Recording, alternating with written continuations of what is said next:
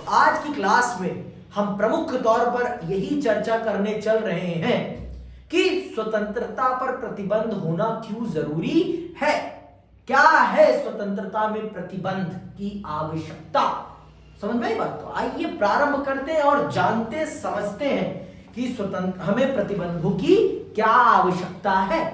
क्या बिना प्रतिबंधों के स्वतंत्रता नहीं प्राप्त करी जा सकती? स्वतंत्रता को अगर सुनिश्चित करना है तो प्रतिबंधों की क्या जरूरत है? क्या जरूरत है प्रतिबंधों की? क्यों जरूरी है प्रतिबंध हमारे लिए? तो आइए प्रारंभ करते हैं और जानते हैं और समझते हैं विस्तार पूर्वक। ठीक है भाई, चले फिर पढ़ना स्टार्ट करें। हम ऐसी दुनिया में नहीं रह सकते जिसमें कोई प्रतिबंध ही ना हो, कदापि नहीं रह सकते। जरूरी है भाई प्रतिबंध, कुछ ना कुछ प्रतिबंधों का होना बहुत जरूरी है हम पर और आप पर। अगर हम पर और आप पर कुछ प्रतिबंध नहीं होंगे तो हम इस दुनिया में सर्वाइव ही नहीं कर पाएंगे। हमारा सर्वाइवल ही प्रतिबंधों पर निर्भर है। अगर एक को जीवित रखना है तो दूसरे पर कुछ ना कुछ प्रतिबंध लगाने ही पड़ेंगे। बिना प्रतिबंधों के हम एक को जीवित तो रख पाएंगे लेकिन दूसरे को नहीं रख पाएंगे। ये हकीकत है मेरे भाई, ये वास्तविकता है, ये हकीकत है। और इस हकीकत को जितनी जल्दी हम एक्सेप्ट कर लेंगे उतना हमारे लिए बेहतर होगा। समझ में आई बात? आगे सुनो। हमें कुछ प्रतिबंधों की तो जरूरत है, अन्यथा समाज अव्यवस्था की गर्द में पहुंच जाएगा। नहीं तो समाज कहां चला जाएगा? अव्यवस्थित हो जाएगा, अनमैनेज्ड हो जाएगा, बर्बाद हो जाएगा। सब अगर आजाद हो जाएंगे, जो मन चाहा वो कर पाएंगे ना, तो ये समाज बर्बाद हो जाएगा। ये समाज बर्बाद हो जाएगा, चकना चूर हो जाएगा। समझ में आई बात? लोगों के बीच मतांतर हो सकते हैं, मतलब लोगों के बीच विचार अलग अलग हो सकते हैं। तो अगर लोगों के विचार अलग अलग हैं तो उनके बीच में संयम स्थापित करने के लिए हमें क्या जरूरी है? हमें उनके बीच कुछ प्रतिबंधों को रखना बहुत जरूरी है। तभी तो एक व्यक्ति दूसरे के विचार को सुनेगा, नहीं कहेगा मेरे विचार ही सर्वोपरि, मैं ही जो कह रहा हूं वो ही सही है, इसके अलावा कुछ भी सही नहीं है। तो अगर ये भावना आ जाएगी लोगों के अंदर तो समाज में क्या? समाज में अशांति फैल जाएगी, समाज अव्यवस्थित हो जाएगा, समाज बर्बादी की तरफ चला जाएगा। अगर मेरा कोई विरोध कर देगा तो मैं उसको मारने लगूंगा, जो कि सरासर गलत होगा। तो इसीलिए ये हमारे लिए समझना बहुत जरूरी है कि स्वतंत्रता पर कुछ प्रतिबंध होने बहुत जरूरी है। अगर प्रतिबंध नहीं होंगे तो समाज एक दूसरे का दुश्मन बन जाएगा, समाज एक दूसरे का दुश्मन बन जाएगा। बात को समझ में आई कि नहीं आई? अभी पक्का? उनकी महत्वाकांक्षाओं में टकराव हो सकता है, वे सीमित संसाधनों के लिए प्रतिस्पर्धी हो सकते हैं, समाज में असहमति उभरने के अनेक कारण हो सकते हैं और कुछ तो खुले संघर्ष के रूप में भी व्यक्त हो सकते हैं। हम चारों ओर छोटे बड़े कारणों पर लड़ने के लिए तैयार लोगों को देखते हैं। सड़कों पर गाड़ी चलाते समय क्रोध, पार्किंग में जगह के लिए झगड़ा, जमीन या मकान के लिए लड़ाई, किसी खास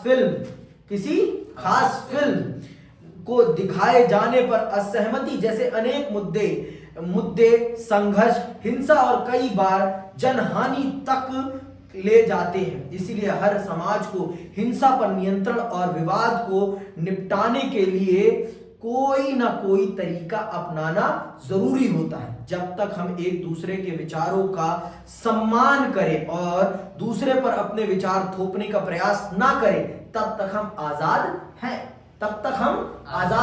कब तक? जब तक हम अपने विचारों को जबरदस्ती किसी पर थोप नहीं रहे हैं, जबरदस्ती उसे ये नहीं कह रहे कि मैं ही सही हूं तू गलत है।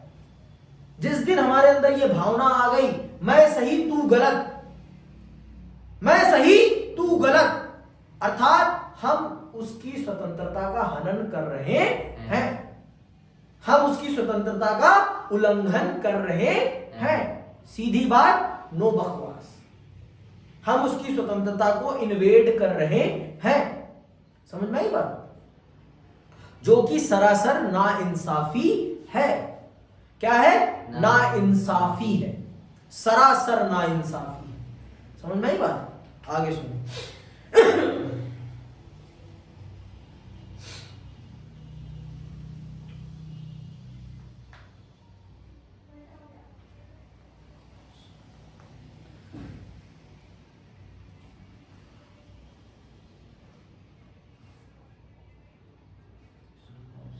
ठीक है।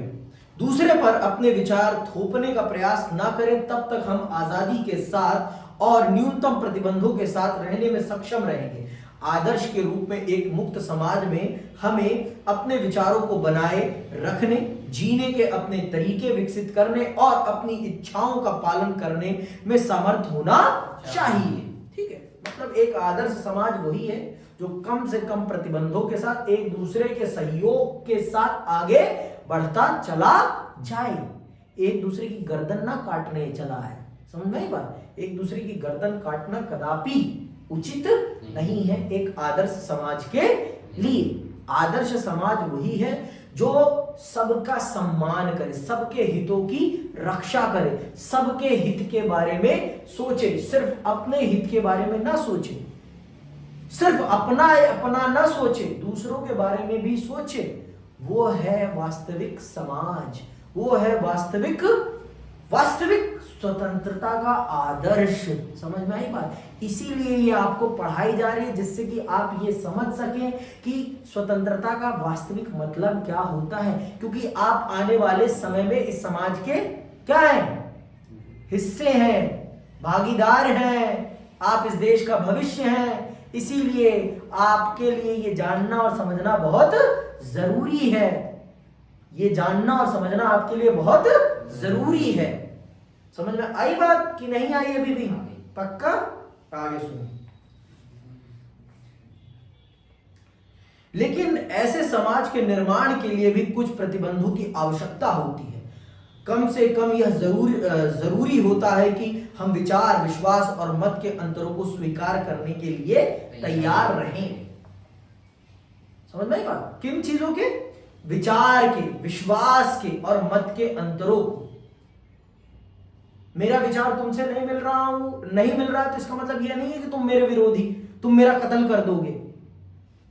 अगर ऐसा हो रहा है तो हमारा समाज स्वतंत्र नहीं है।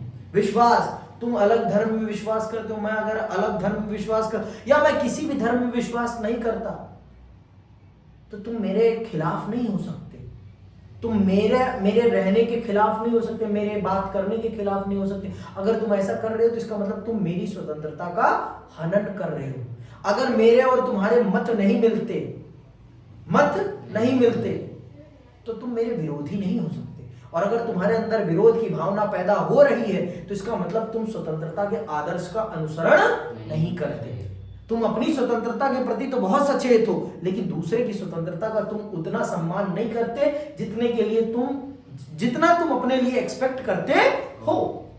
जितना तुम अपने लिए एक्सपेक्ट करते हो उतना ही दूसरे के लिए भी एक्सपेक्ट करो। उतना ही दूसरे के लिए भी एक्सपेक्ट करो कि क्या जरूरी है दूसरे के लिए भी, कितना जरूरी है दूसरे के लिए भी। समझ में आई बात? सिर्फ अपना मत सोचो, दूसरों का भी सोचो। दूसरे का भी सोचोगे तभी समाज आगे बढ़ पाएगा, और अगर नहीं सोचोगे भाई तो कभी समाज आगे नहीं बढ़ पाएगा। मेरी बात को समझ रहे हो ना? नहीं भी समझ रहे हो तो समझने की प्रयास करो। आगे सुनो। कभी कभी हमें लग सकता है कि हमारी प्रबल आस्थाओं के लिए जरूरी है कि हम उन सब का विरोध करें जो हमारे विचारों को खारिज करते हैं। कभी कभी आपको ऐसा लग सकता है कि मेरा विचार ही सबसे सही है, अगर मेरे विचार को सबसे ऊपर रखना है तो मुझे दूसरे के विचारों का विरोध करना ही पड़ेगा। लेकिन आप इस बात के बारे में भी सोचिए, कि जितना आपको अपने विचार रखने का अधिकार है उतना ही तो उस व्यक्ति को भी अपने विचार रखने का अधिकार है। वो भी तो इस समाज का अंग है, व्यक्ति है, उसके पास भी तो वही स्वतंत्रता है जो आपके पास है। तो कैसे आप उसके विचार के रखने के अधिकार का उल्लंघन कर सकते हैं? मुझे आप बताइए। आपको किसने ये अधिकार दिया कि आप उसके विचार को प्रकट करने के अधिकार का उल्लंघन करेंगे? कौन दे रहा है आपको ये अधिकार? सरासर ये नाइंसाफी है, सरासर ये नाइंसाफी है।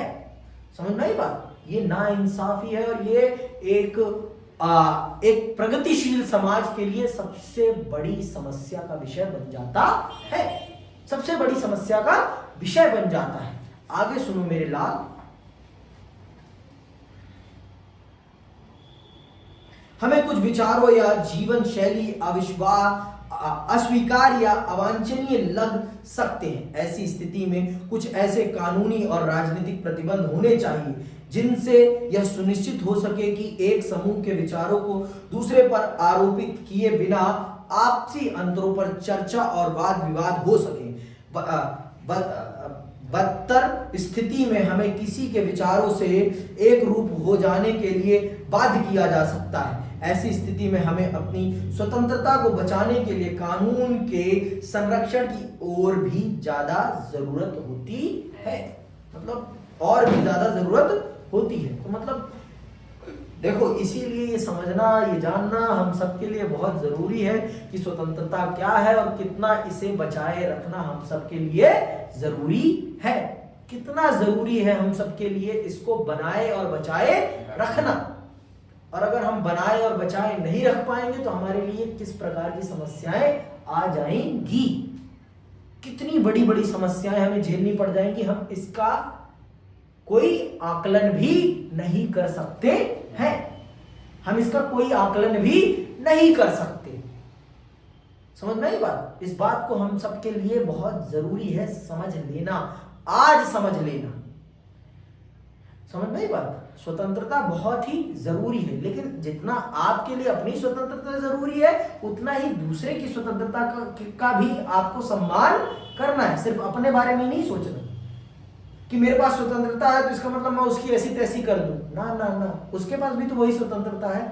तो इसीलिए दोनों की स्वतंत्रता को बनाए रखने के लिए एक प्रतिबंध की रेखा खींची गई है, जिससे कि आप एक दूसरे की स्वतंत्रता का सम्मान कर सकें और एक दूसरे की स्वतंत्रता को इन्वेड ना करें। समझ में आई बात कि अभी भी नहीं है बाबू को? पक्का बाबू? आगे सुनो फिर इसी बात को। हालांकि महत्वपूर्ण सवाल यह पहचानना है कि स्वतंत्रता पर कौन सा प्रतिबंध आवश्यक और औचित्यपूर्ण है और कौन सा नहीं। सबसे बड़ी बात तो ये जानना और समझना हमारे लिए बहुत जरूरी है कि कौन सा प्रतिबंध जरूरी है, आवश्यक है, अनिवार्य होना चाहिए। इस चीज को जानना और समझना बहुत जरूरी है। नहीं तो हर प्रकार का प्रतिबंध ठोक दिया गया तो फिर तो दिक्कत हो जाएगी। हर प्रकार का प्रतिबंध स्वीकार्य नहीं है, कुछ स्पेसिफिक प्रतिबंध ही स्वीकार्य है। कुछ स्पेसिफिक शब्द यूज कर रहा हूं मैं, कुछ स्पेसिफिक प्रतिबंध ही स्वीकार्य है। किसके लिए? प्रतिबंधों के लिए। समझ में आई बात? आगे सुनो। कौन सी सत्ता औचित्य पूर्वक यह कह सकती है कि क्या किया जा सकता है और क्या नहीं, और क्या हमारे जीवन के कुछ क्षेत्र और कार्य ऐसे हैं जिन्हें सभी बाहरी प्रतिबंधों से मुक्त छोड़ दिया जाना चाहिए? समझ में आई बात? तो यह तय करना, हम देखो इस चीज के लिए ही तो हमने सरकार का चयन किया है। हमारे आजादी पर काम करने का अधिकार किसके पास है? सरकार के पास है। तो हमने ये दायित्व किसे सौंप रखा है? सरकार को, कि सरकार निर्धारित करे और ये बताए कि हमारे ऊपर कौन से प्रतिबंध लगने चाहिए और कौन से नहीं। हमारे मतलब हमारी आजादी के ऊपर कौन से प्रतिबंध लगने चाहिए और कौन से नहीं लगने चाहिए, ये निर्धारित करने का अधिकार किसके पास है? हमारी सरकार के पास है। हमारे पास कदापि नहीं है, हमारे पास कदापि नहीं है। हमने अपने पास नहीं रखकर हमने अपनी द्वारा चुनी गई सरकार को यह दायित्व सौंप रखा है। ठीक है।